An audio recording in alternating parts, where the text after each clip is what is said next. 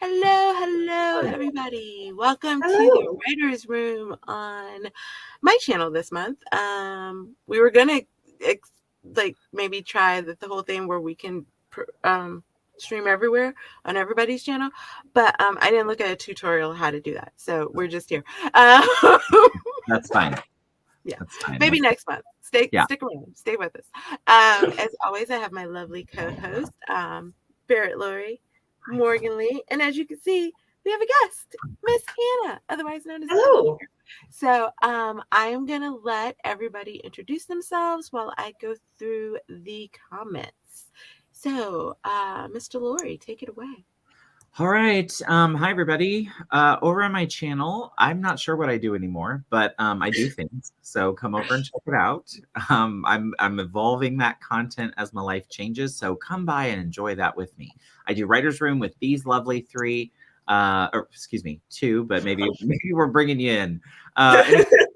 With these two monthly, and then also Author Tubers React with Nia the Vixen of Fiction, and I think that's my only regular show. Everything else is sporadic. Love writing, love talking about writing, and this is my happy place for that. So thanks for having us. Love being here, Tiff. You're one of my faves. Anna, take it away. Hey, I'm Anna. Thanks for having me on the Writers Room, guys. I'm so excited to hear all your comments. I am a PhD student. I am a writer and a reader of literary fiction, speculative fiction, queer romance, paranormal, horror, lots of different things. And I go by N-Hugger around the internet, if you see me there. Okay, hello everyone. My name is Morgan Lee. I'm currently being infused, so my camera will be off. On my channel, right now I do live streams at 8 a.m. every other Monday. April is a little more sporadic, so subscribe to my channel to see when I go live. And then I have 2 books out. If you would like to pick either one of those up, pick both of them up because it's a series. And then book 3 comes out in October. And that's it. That's me. And who are you, Tiffany? I don't know. I'm just here, guys. But when I'm not just here, I'm normally TRS Lifestyle. I have a Kindle Vella you could go check out. I stream generally every other Thursday and Saturday shorts every other Saturday. I almost said every other Friday. That title wouldn't have made sense. I will be live this Saturday. We're going to do I'll have a prompt, but you can work on your Camp Nano project, or you can work to the prompt. So we hang out, we have fun, we do fun things here. What other content I do, I have no idea. But I love hanging out with all of my little peoples. So Miss Anna submitted a piece to us for some critiques and for us to help her kind of figure out some different things that are going on with it. I agree, Morgan is Superwoman. And we are going to let her read a part of it to give you guys a little bit of context, tell us a little bit about the story, what she kind of wanted feedback-wise from us, and why this particular story she submitted. But before I let her do that, just to let you guys know, we are live every second Tuesday of the month. We rotate channels, so if you guys ever need help, ever want anything, just contact one of us. Let us know. We would love to have you on. And we want to hire Anna as our executive producer. Right? Because she had everything down. So I'm in the market. Perfectly planned. I was thinking, so while Anna's reading, should we put her Pinterest board? Should we share that so that cool, yeah. I can. And they can kind of see, because I'm thinking as a visual, that'll give, an idea for what the kind of theme of the story is. And then afterwards, we can read what specific. And we can try my new layout. And dive in. Oh my God, yes. Very incredible. Yes. Okay, hold on. We got to figure out how to share my screen again, because somehow I forget in the 3 days that I'm not doing stuff. Okay, here we go. Oh, yeah. I'm super excited. Look at us. And look, Richard, color is spelled your way. Oh yeah. Well, No. I'm in Australia, No, I know. so Yeah. I've been submitting this to like Yeah. but also yes, it is. Cool. Do you Cool. want me to Whenever you're ready, dive in. Mhm. And like I said, it's really just to give flavor and context, and don't give too much because you are still out on submissions. So like, you know Yeah. what I mean? Like stop whenever Yeah. you think you've got enough Cool. out there. Should I just talk a little bit about like the Yes. context to it, or should I just read it? Okay, cool. I say give us Um, context and give us the reading. Yeah. okay. Cool. So this short story is called Colorful. It's let me think. So basically the reason I submitted this particular short story to the writer's room is because I'm just kind of in the early stages in general of trying to like submit my work to journals and like feeling out the publishing world. And this story has been rejected from a couple things, which is like very valid. Rejection is normal in like this process. But I feel like I just don't really know where it kind of sits in a like traditional like publishing writing world. Hi Nick. Yes. And also no, I've already done like a PhD. I don't need to do Richard, yeah. I'm like, calm down. Although in all yeah, fairness, so, we have no budget, so really, you almost would be working for free. Had a whole discussion backstage about which one of us works for free win. So it's oh like my god. good timing for that. Spoiler alert! Sorry. Not this one. Not- Well, Hannah, you're go in ahead. your house still, so Yeah, that's true. no. Thank you. But yeah, so I had like just a bit of confusion, like where it kind of fits in, like both genre wise and also just like in general, like the vibes of it, the way that it portrays the themes and stuff. Also, just like personally, like I started writing this story like 3-4 years ago, and then I kind of fixed it up for a prompt, like a call out for submissions for something at the end of last year. So I kind of feel like some of the writing is a little bit like old or something, and I'm like having trouble like piecing it together. So sometimes when I read through it, I'm like, oh, this is like a bit crunchy or something. So hopefully we'll like just any kind of like writing style notes as well. But yeah, I can read you my little like I had to write this summary for one of the journals, so I might just read that first so you guys can Please, kind of yeah. like understand. That's Yeah. perfect. Yeah. So it says Colorfall is about a girl who lives in a little concrete house in a place where colors rain from the sky and nothing is ever the same one day to the next.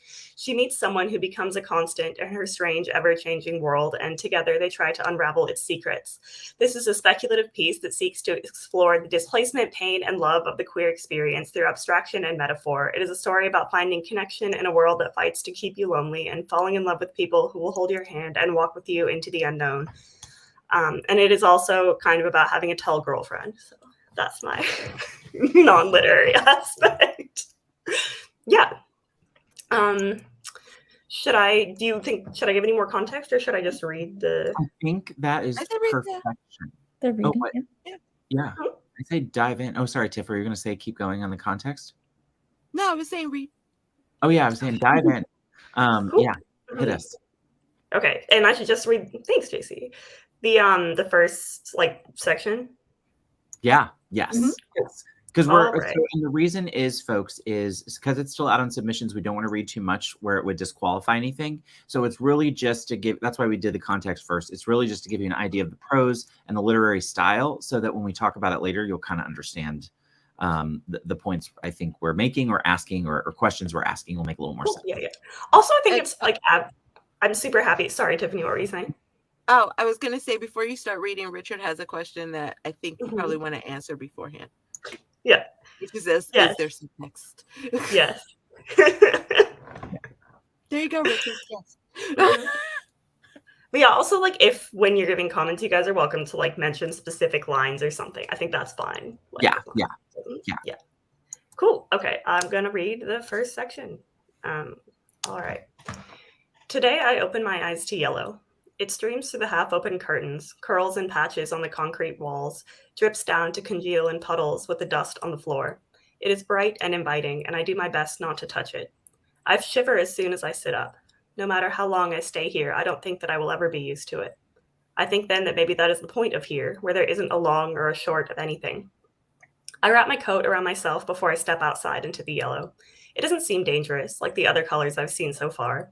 I pull open the heavy wood door and make sure to latch it behind me, though of all the time I've been here, no one has ever tried to break into my makeshift home.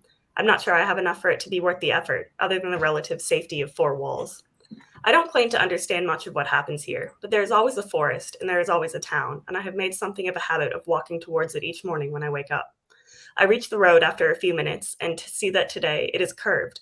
I like it like this, I think. It feels inviting, like the place itself is beckoning me to follow it towards something unknown. And today, like most days, I do, hugging the tree line as long as I can before I step out of its shade.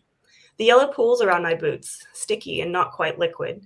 It doesn't hurt or burn a hole through my soles like the red did. Doesn't leave harsh bruises on my hands and arms like blue when I reach through it. I am coming to like yellow, I think.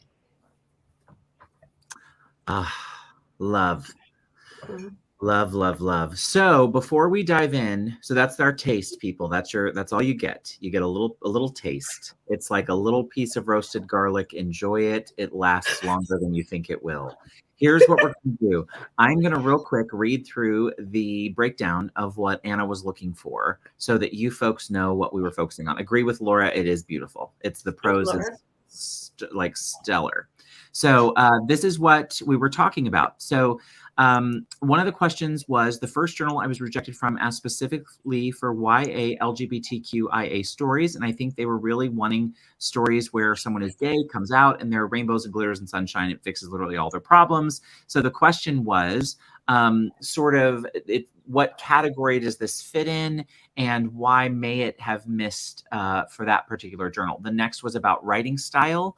Wanting to know about the writing, was aiming for a poetic, dreamlike feel throughout the story and whether or not that comes across. And then also leaving space for the reader to fill in some of the blanks for the story, and are they placed in the right places? So those are kinds of the things we're trying to focus that on, and you're welcome, Tiffany, for answering that. Can I real quick jump in with a note right away? So first of all, I wished I'd have had the context when I read the story. Here's why.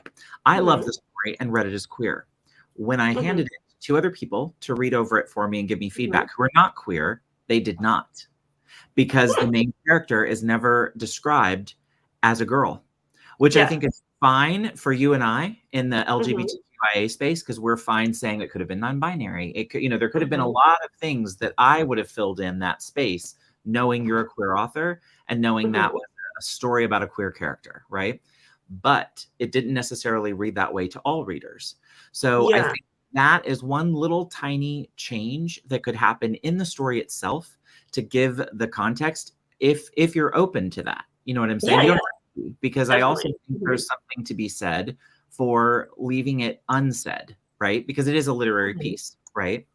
The question I would have for you is, do you think, because I do agree with you, I think it's squarely YA. I think that's the age group that would read it. Do you think a younger reader might miss that as well? I think it depends on the reader. Yeah. I think it would depend on the person or like the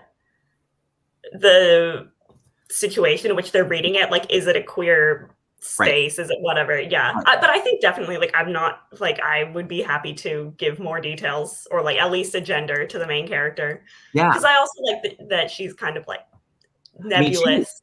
Me too. Yeah. I think it adds to the mystery of her, because I didn't know for sure if her was the pronoun, right? And in the context, I was like, oh wait, because I think it adds to the mystery of the story. You know what I mean? It's sort of the connection between them. So that's interesting, because when you said it that way, Barrett, because you said you gave it to two people, not knowing that it was a queer author who read it, and it didn't read queer.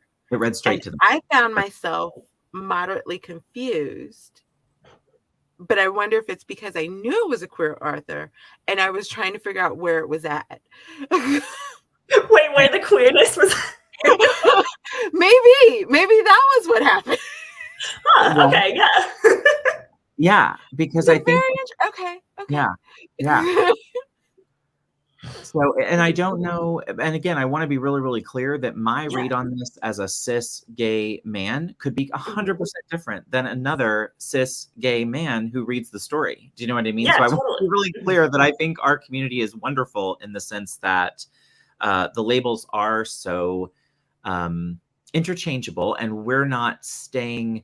We're not trying to pigeonhole any one person. In one person's life, they could wear 4 different badges from that bunch of letters. Yeah, Right? exactly. And that's kind of what makes our community unique. So, so I want to throw that out there too, that I don't necessarily know that that note is one that you have to take to heart. It was interesting when you were reading the context, it was like, oh wait, several of those pieces that were questionable to me before absolutely just slid into place, right? Okay, nice. Where I don't know that it could have impacted the rejection. Do you know what I'm saying? Because they would have that context that we did not. Does that make sense? So I don't know the impact of that. But I think it's worth putting that out there as for people in the audience to kind of say, like, you know, I maybe could have heard that way or not, or whatever.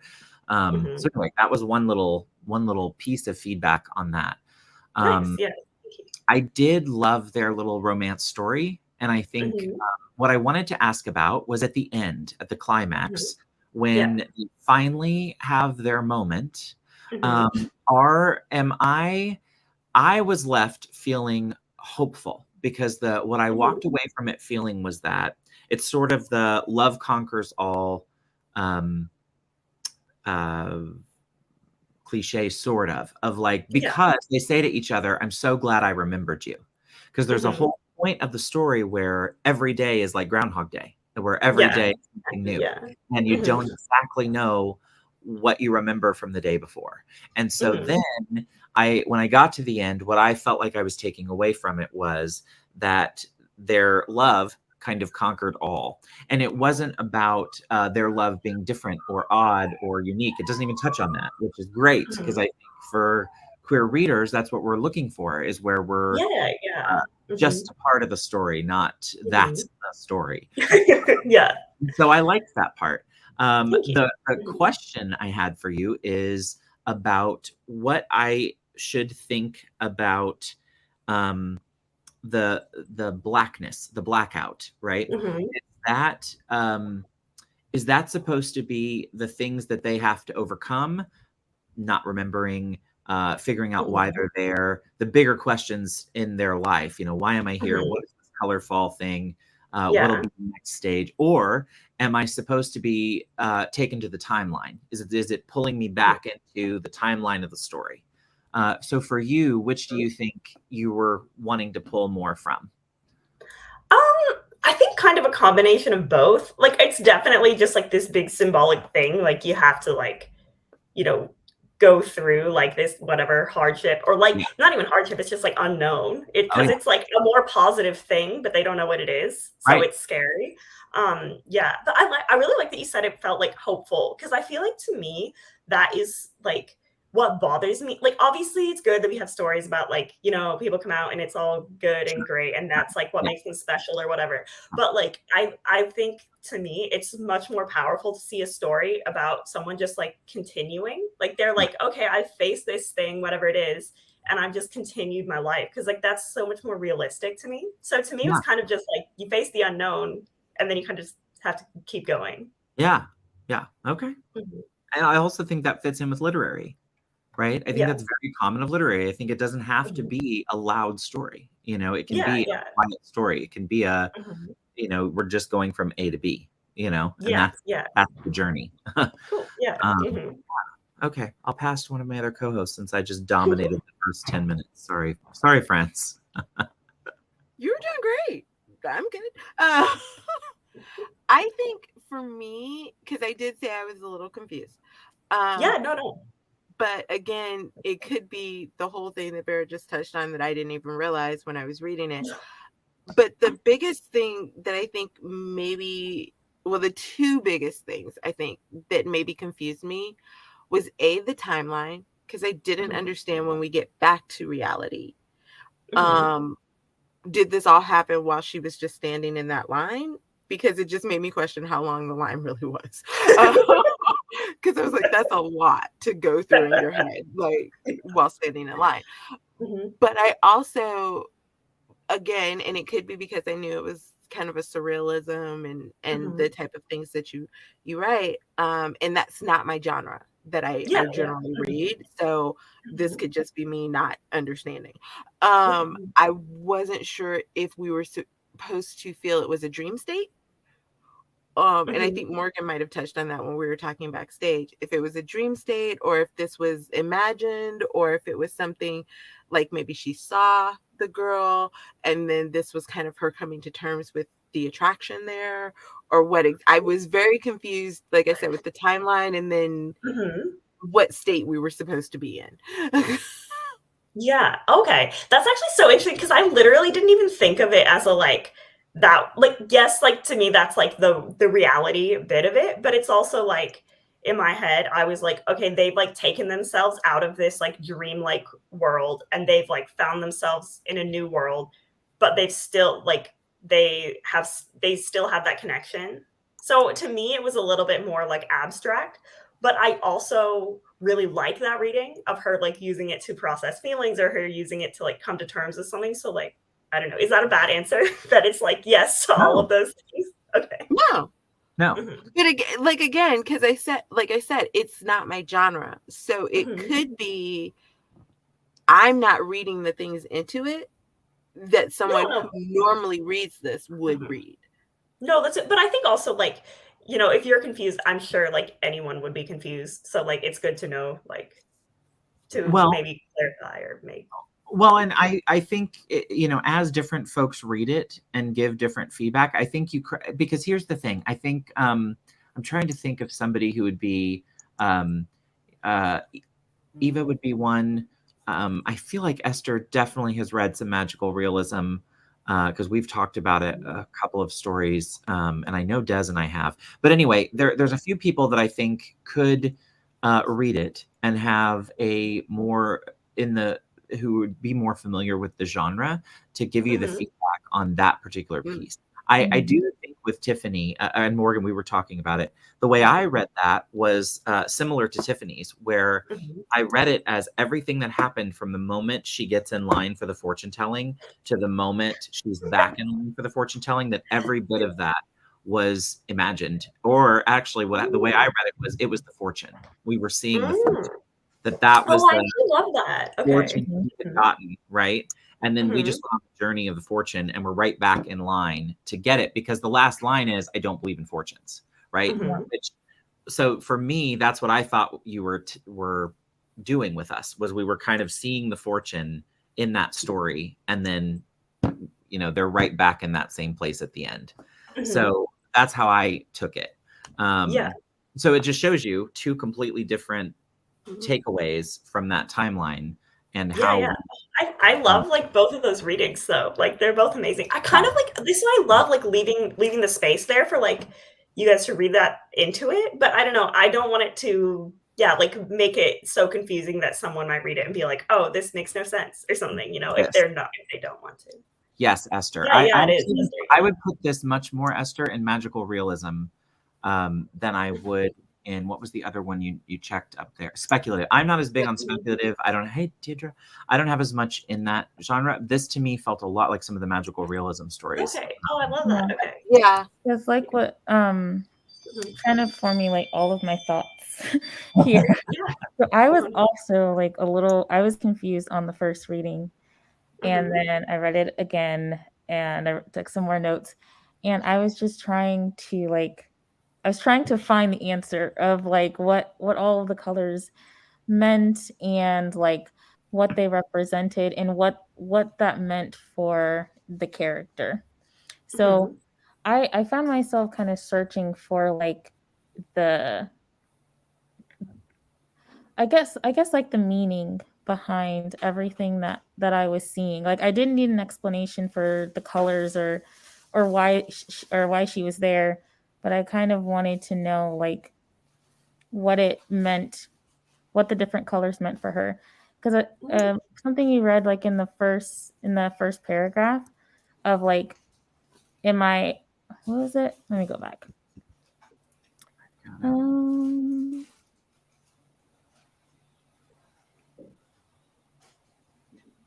It wasn't in the part you read today, but it was maybe they're afraid of what I might represent to them, that I might be their blue or their red or their purple.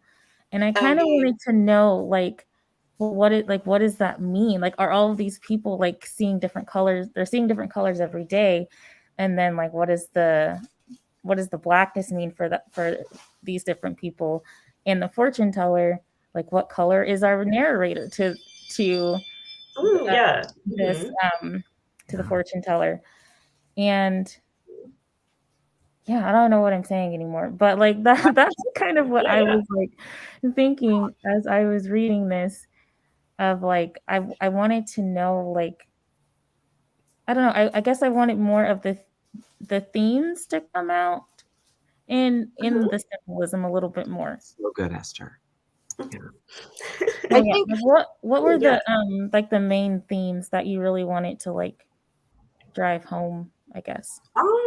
I guess like connection, like finding connection in like but either a dark world or just like kind of a nebulous, meaningless world, and like that connection bringing meaning, I think was like the main like point of the story. Okay. Yeah. Was using the colors purposeful? Because it seems so perfect and poetic that for, again, a queer story, Yeah.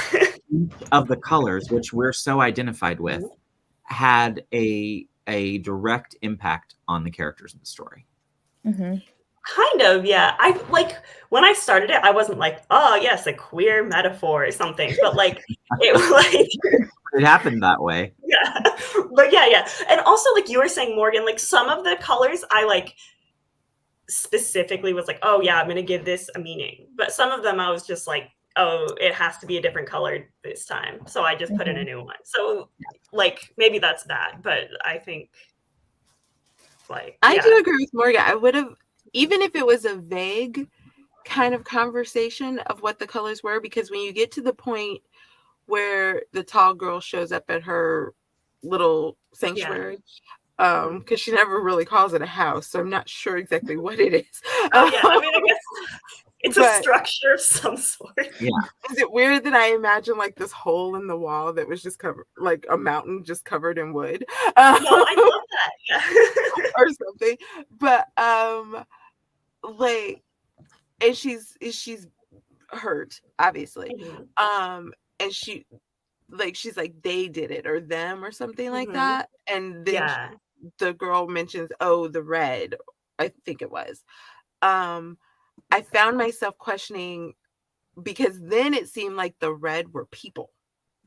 Oh, more no, so than the colors that were like kind of falling or how they were affecting the day. And so then I meant like, that to be different. Are the blue people? Like, have I read this wrong? Are all of them people? I didn't intend to use describe like the people with a color. I just meant it to be like, or maybe she said it was like the red day. I just remember the red. Oh, they bring red and orange, right? They bring, it was when that was it. Okay. 2 days there'd be which I took as they were some sort of dangerous or nefarious group that whenever they come, death and destruction comes, because essentially red burned through the soles of the shoes. And it was red and blue, wasn't it? So it was red that went through the soles of the shoes, and blue. Yeah, and blue is bruises. Yeah. So, and it talked about how after they would come, it would be a red and blue day, which left, you know, they would leave destruction in their wake. Sort of was how I took that. Yeah. That is how I meant it. I actually, with this section, there was like a random like few lines. Yeah, that too, Esther, definitely. Where she was saying like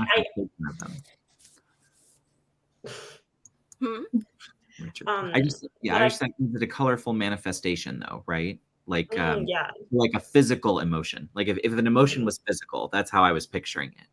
Was that definitely. Okay. And see, I guess because of the bruises, I was picturing it as the color was physical. Oh, yeah. But it is like, I think so both. That's like, why maybe that's why I read it as that the red and the orange were people. Yeah. I was seeing that as physical. Yeah. I mean, I imagine it like if I were to like physically, you know, I just imagine it as like rain that is different Right. colors, and if you touch Mhm. it does stuff to you, like sometimes. But Yeah.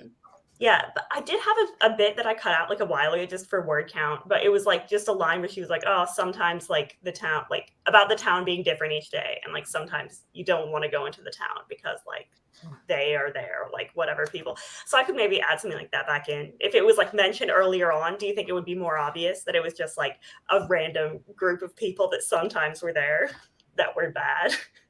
Yeah. Yes. I mean, I think a Yeah. slight. Yeah, I do think so. Well, because Just you do mention the guy that right. she sees Yeah. the guy. I Right. think that Yeah. was the part that Barrett was referencing, where she was like, "Am I maybe they're yellow or blue or Right. whatever the color Yeah. was." Um, so you do mention that. Like, I guess I would, um, mentioning it earlier could give that, but maybe even like working out how when you're talking about the bruises and they're in the little hovel, Mhm. maybe not quite associating it with like someone came, maybe more like Mhm. um the red was here today or something like that, Oh, because I then like that. that Okay. to me takes away the idea of, oh, it might be someone, oh, or all the Mhm. colors someone, Okay. because Yeah. then it gives it more kind of that overarching, it could just be the rain, it could be whatever it is, it's just something within that color. Definitely. Yeah. I like that. Okay. Mhm. We Um. did have a couple quick questions. Yeah. Okay. I think you answered one of them, Barrett, which was the how long is the piece? Oh, yeah. Mhm. Um, Just under I think it's 5,000. yeah. and then Richard did ask, so what are the publication goals for this piece? Which I think was kind of an interesting Yeah. question. I would like to just like have it published somewhere. I've just been submitting to journals. I don't even remember off the top of my head how many or which ones. But just have it out somewhere on Me an too. online journal probably, and like so people can read it. I don't have like huge lofty goals. I just like I like the piece and I would like to get it out. Mhm. Okay. I wanted Morgan already pointed out the line, but I had highlighted this line because I wanted to read it because I thought it was a I wanted I was highlighting it because of the queerness, or that it tingled my queer spidey sense. So let me read it real quick, and then we can kind of talk about it. Um, back to where it is. Okay. They seem suspicious themselves, acknowledging me only with furtive glances and the briefest nods of heads. Maybe they're afraid of what I might represent to them, that I might be their blue or their red or their purple. I have long since given up hope that I might find a friendly face here. It doesn't seem to be the sort of place where one makes friends. So, first of all, when I read that, um, again, as a queer person living in a very red state, everything about that line Mhm. reads true, right? Even though Yeah. it's a glance from, as we talked about before, 20,000 feet. I think anybody Mhm. that experiences that sense of otherness will identify with that. Mhm. If I were picking a spot to drop in a they point, it would be right at Mhm. because Ooh, I okay. think it's a Mhm. really raw moment for the reader. I think you feel a sense of the character being othered. Whether or not it's Mhm. about the queerness doesn't really matter. We Yeah. identify with you generally. So I think that's a good spot to layer in some fear or layer in Mhm. something that disjoints the reader from the point you're really trying to make, which is ultimately, I Ooh. think, hope and that kind of the love conquers all, or at least love can blur the reality around you. Um, Yeah. a little bit. And I think that's Mhm. a good opening to slide in a little bit of um, something to throw the reader off of what they think they're getting from the story. And I Cool. agree with Esther. I think it's beautiful, Yeah. and I agree. Feeling seen. That's Aw, exactly what thank you. that evoked. And so I think those are, and there are lots of lines like that, by the way, as you go down through, especially as they kind of come to one another at different Mhm. points in their little relationship, which really happens only a couple thousand words, but feels like several thousand months. Um, but you know, Well, but then that leads into Esther's question that I marked for later, which is, could you see this as a longer story? And this was what my final question to you was going to be. What I know you're shooting for journals, which might have shorter submission guidelines, but I am here to tell you, you have a great nugget of a story here that if you ran the full like Laura Nettles runway of a short story to like 10,000 plus, maybe 12,000 words, there is so much you could do with this. You know what I mean? There's just you could add in so many more layers to the story that I think would scratch the itch that Morgan's talking about before, because it would give more time for context in those layers. And then also just fulfill the Tiffany wanting more on the color. And there's just more runway to do that. And I think I actually really want more in the timeline than the color. Is she just standing in the line? I'm going to say, I kind of hope she is. The way I read this, when I went back and read it the third time, because I actually read it 3 times, once on a live stream with everybody, and then I went back and read twice today. But each time I read it, I became more and more sure that I wanted it to be just a snapshot of either the fortune or the dreamlike state, and that she's never actually moved through time. Then it leaves it up to the reader. It's that feeling that Anna was trying to evoke from readers of them to fill in the gap. Now that we as the reader know what could be, will the character make that choice? You know, will they tent and get that fortune? Do you know what I mean? So definitely, there's something about that I think is powerful. But Tiffany's already like, nah, I don't want it that way. No, I'm not.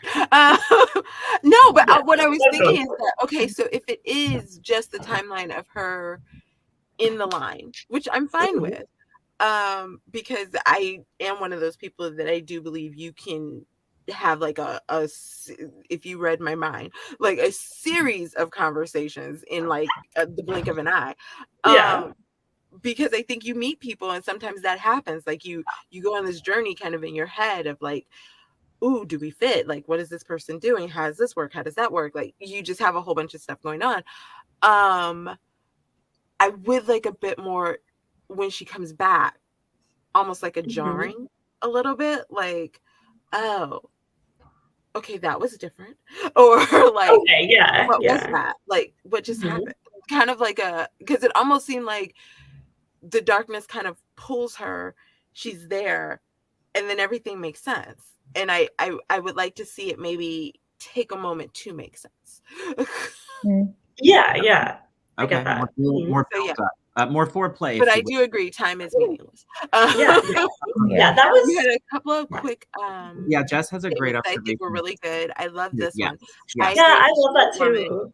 But never really fitting in relationships we all struggle with. This piece is relatable on different levels, which I thought was really Jess. That's lovely. Yes, thank you. And I didn't mean to like exclude, because now I see that language could have sounded exclusionary. Jess, I was just. But yes, totally agree with you, and thank you for saying that. I like Esther. Yeah, also without having read it, feels like the themes are needed in the middle grade and YA space. Excellent observation. I would have fun trying to edit a short piece into a longer piece, because we know Eva loves to dev edit. I don't know if it's meant to be YA, but I could see my teen reading a magical piece like this, and maybe not at the age of 14, seeing the meaning, but remembering it when she's old, like me, and the meaning. I was like, meaning.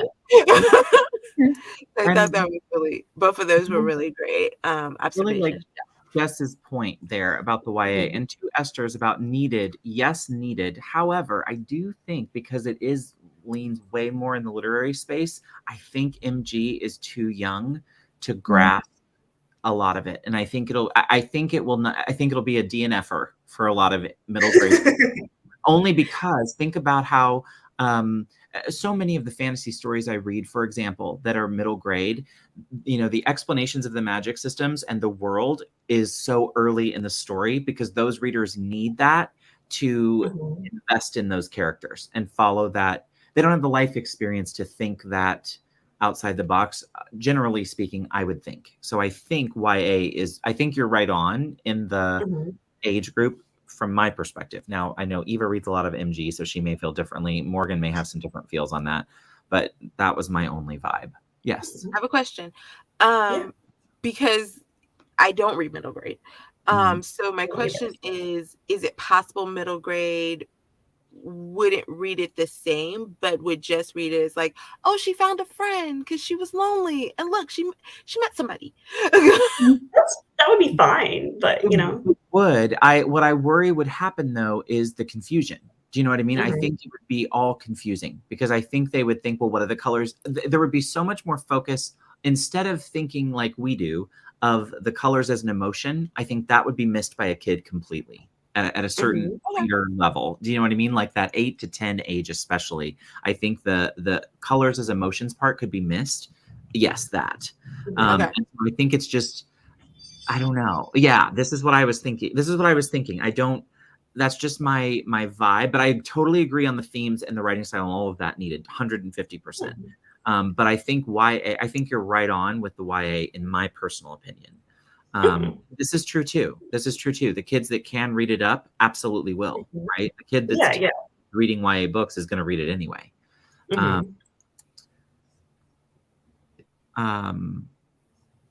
But you were with the parents. Exactly. I mean, that's also fine. Like, I think it would honestly be quite like powerful for like a younger reader to read this, just being like, oh, this is like not real, but like everything that's happening is just at face value happening. Exactly. Like, because that's also like cool. Yeah. I don't know. I feel like they would still get the themes of the story doing that. But yeah like yeah. Eva had another question. Is this a good example of what you write in general, or is this piece outside your norm? I think it is. Like, I think in terms of like style, and like, you know, general vibes, yes, definitely. I don't tend to write YA, or like, again, I don't know. I don't think this is like, you know, super YA in like a YA fantasy novel sense, you know, but like usually I tend to write more like adult, I guess, or like, and I usually like paranormal horror kind of thing, but like, yes, I would say yes, just not the YA part. Well, I have a question about it's not really the timeline, but you said that so they forget things every single day, or like every day is a different thing? Every day is a different thing, and that is a thing, but also like I would say yes, they do forget things, and also nothing is ever really the same, so there's no need to remember anything. Okay, because I was just confused of like, how did she remember what the other colors like did to her or felt like if like if like every day is like a reset, if it's not like a total reset, if it's just like some things don't stick kind of thing. Yeah, I think it's just like some things don't. It's kind of like a dream. Like you're like, you know, you'll remember things, but not other things if they're unimportant or things like that. That was what I was going for, at least. I didn't intend to kind of like flesh out exactly what was happening, but also if it's confusing, maybe I should flesh out a little bit more of the world like that. Yeah, just a little bit, because I was confused on that part. Yeah, definitely. Like, why did she say, so there's I'm no happy I remembered you. Remember? Kind of, yeah. The only point of reference that I thought the character had from my reading was the colors, right? Yes, the colors yeah. Like there's always colors, yeah. That the main character really holds on to, and their home, right? Those are the only two things that are consistent and obviously are remembered because each day starts and ends at that structure. So yeah, I agree with Morgan. I think it wouldn't take much. I think it can be simple to fill that in. On your question about prose, I loved it. I think you have a beautiful style. I think I could have picked out 20 or 30 lines that are like the one I read that are just lovely and beautiful. I will never write anything that pretty, ever. And I'm okay with that. Like I'm okay with that. I'm good reading it.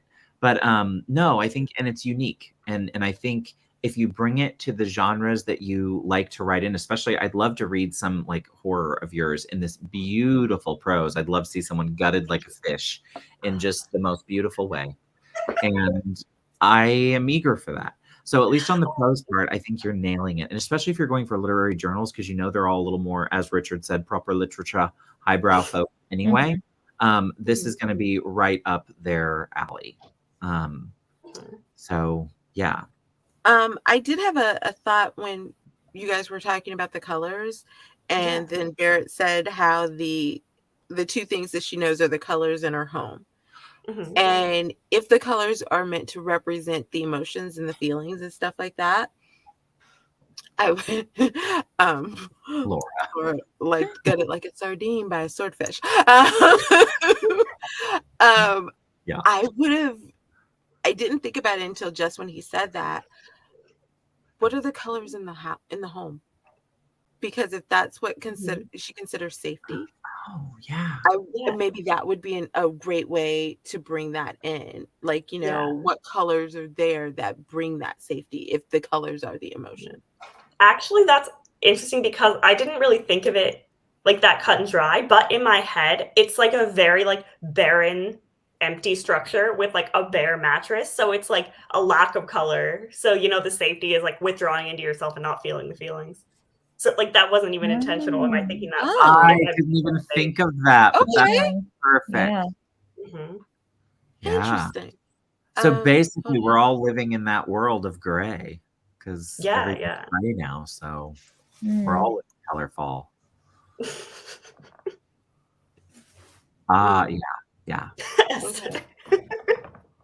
Also, Jess said I could totally see it. Series, thanks for being brave and sharing ways to see colorful worlds we live in. The prose shared was beautiful. There you go. And Esther's mind is blown. Especially because every day changes to a color. There's just so much to mine there. If you could even add another 5,000 or 6,000 words to the story, just talking about like what might bring a red day. You know what I mean? Yeah. Or which again would be a heightening, which may heighten it too much if you want to stay literary. It really never would hit that peak, I don't think, in a literary piece. Or you wouldn't want to go as high as you would in like a more commercial piece. But you definitely could give more to the they, and then why maybe they bring blue and red. And I just loved it. Oh, thank you. Yeah. Yeah, definitely. I think I don't know. I like just in terms of length, like I definitely could extend it. I think like I would definitely have stuff to make it like 7,000 words or something. Like I feel like I would be like, yes, I've added what I need to, but I haven't said too much or something. But also like with submitting at places, like people have all different word counts. But also like, to what extent is it if I'm like, oh yes, this is the most perfect it can be at this exact word count, then that's cool. Yeah. Could appeal to the highbrow people. Yeah. Wouldn't you think? Just one thing I would say, this is like more like a line editing note. Yeah. There were quite a bit of like filter words that you might be able to cut to make the prose sing a little bit more. Instead of like, I did notice one that it did jump out to me. I don't remember where it was at though. Okay. But yeah. Okay. Yeah, just like alert from calendar. Lunch. Okay. I can't think of it. I mean, we're all hungry, sure. But yeah, we've just gone from writing room like to some like there is, or like had beens that you might be able to just like delete, or like glance up or reach up so you can take up. Just like little things like that could tighten up the prose a bit more and make the imagery a little stronger. Thank you. Yeah. But how are people going to know that she's tall? I'm kidding. No. But yeah, no, that's definitely a good point. Yeah. Maybe she stood on an extra chair to get up. I mean, reach, but yeah, it's like the Gwenna, hug.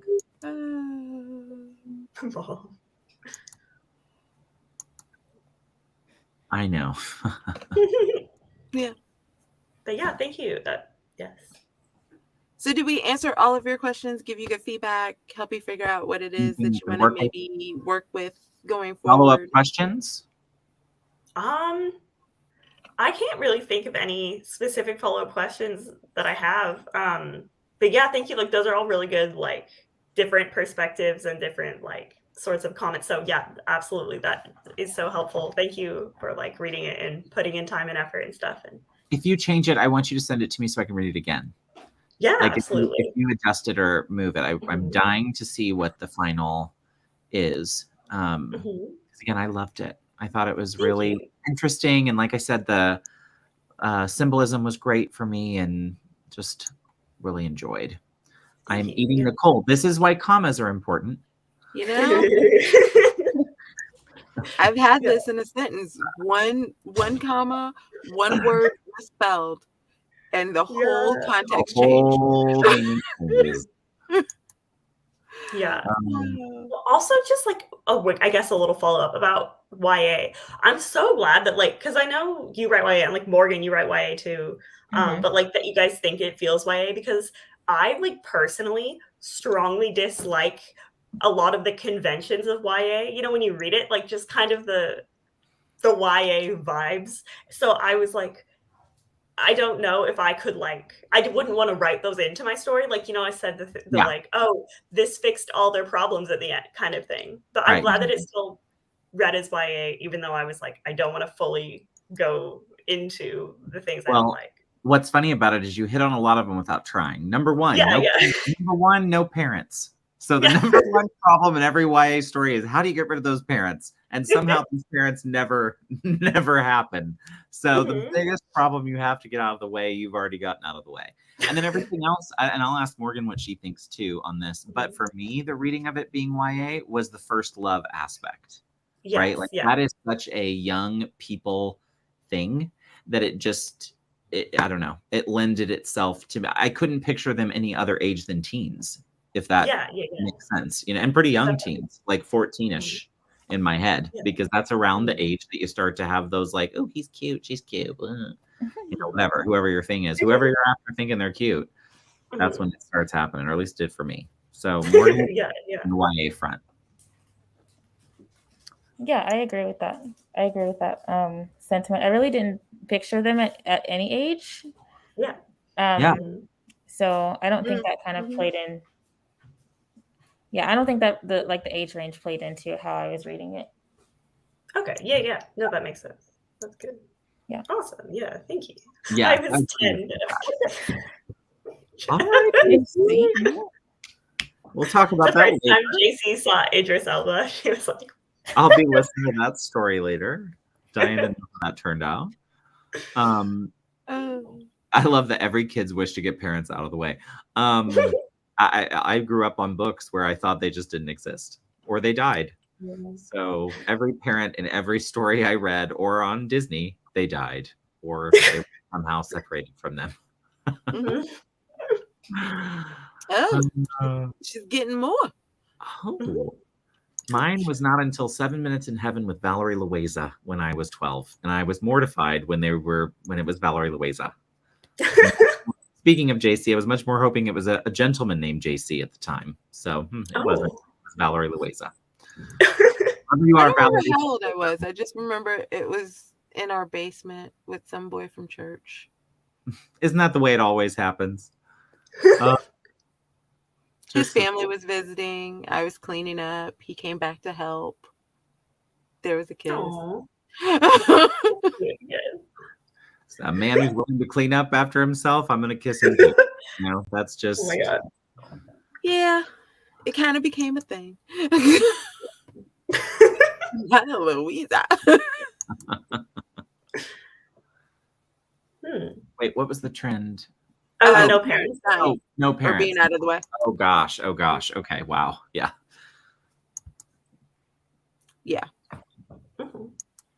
Oh, fun fact, I'm still friends with the boy I had my first kiss with too. So he wasn't a bad kisser? Is that what I'm getting?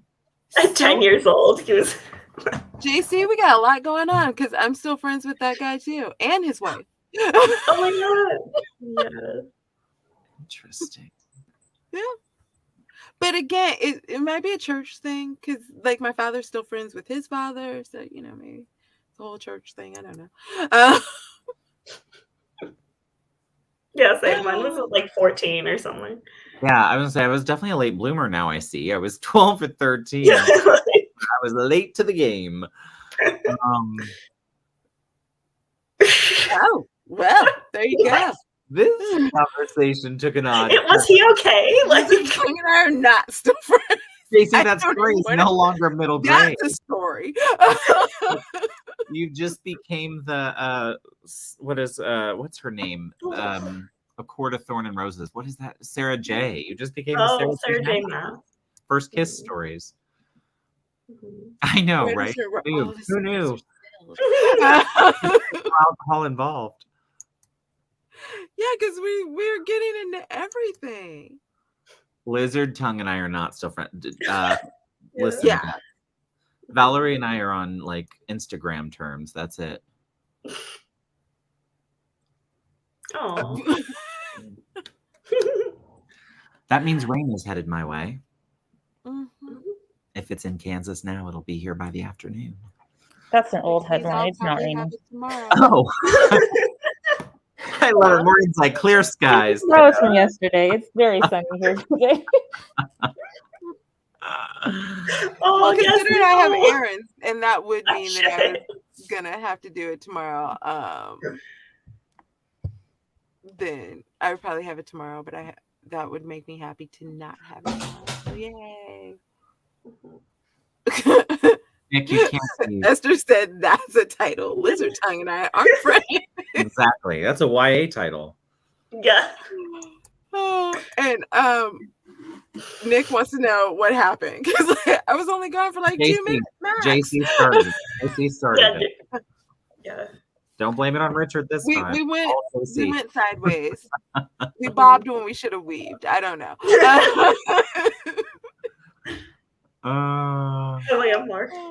Oh, Margaret is disappointed now, Margaret. Thank you. It's a great.